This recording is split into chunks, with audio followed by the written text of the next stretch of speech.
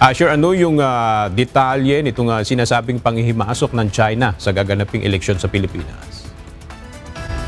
Maraming pahayag na lumabas mula sa Beijing, China ang pinalalakas ng mga third-party individuals o yung mga proxy na nakabase sa Pilipinas. Ito ang inihayag ng National Security Council o NSC sa pag-iimbestiga ng Senado kaugnay ng mga espionage activity na nakalap ng mga otoridad sa bansa.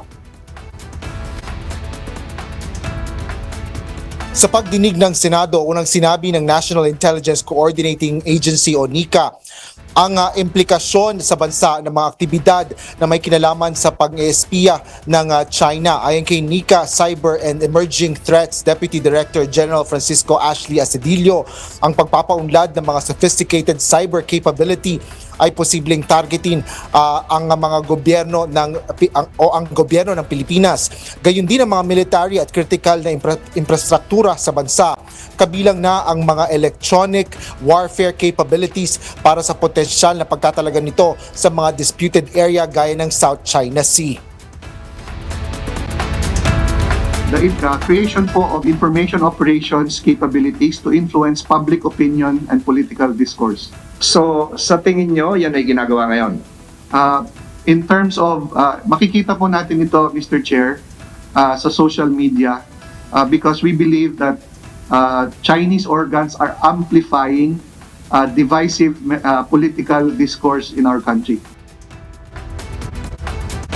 Siniyasat naman ni Senate Special Committee on Maritime and Admiralty Zones Chairman Francis Tolentino kung may mga inaobserbahang indikasyon ng mga otoridad na nagpapakita ng panghihimasok ng ibang bansa sa 2025 elections. There are indications, Mr. Chairman, that information operations are being conducted that are Chinese state-sponsored in the Philippines and are actually interfering in the forthcoming elections. So, ang ibig sabihin nito, may mga ongoing operations ang China para suportahan yung mga kandidatong gusto nilang manalo. Yun ang diretsong tanong ko. Yeah. At kontrahin naman yung mga kandidatong ayaw nilang manalo. Yes, there are indications of that, Mr. Chairman.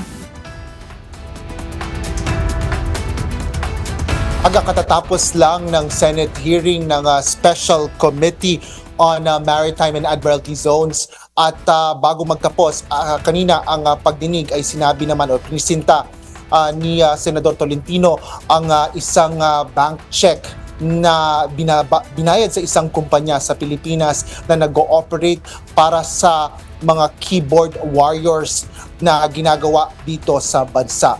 At ang iba pang ulat niyan, mamaya sa Ito ang Balita. Yan ang latest dito sa Senado. Balik sa iyo, Aga. Maraming salamat, Asher Kadapan Jr.